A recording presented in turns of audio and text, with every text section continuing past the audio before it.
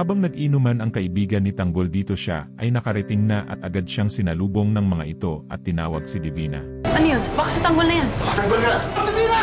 At dito ay tinanong siya ni Divina kung ano ang nangyari sa kanya at sabi nito ay pumunta sana siya dun para hanapin si David ngunit ang nakita nito ay si Ramon at sinabi ni Divina na merong dahilan kaya nangyari yon ay para magkita na sila ng kanyang tunay na ama at sinabi ni Tanggol ay pinapapunta siya sa mansyon para makilala nito ang lolo niya at sinabi ni Divina na puntahan ito ni Tanggol upang makilala na niya ang tunay niyang pamilya.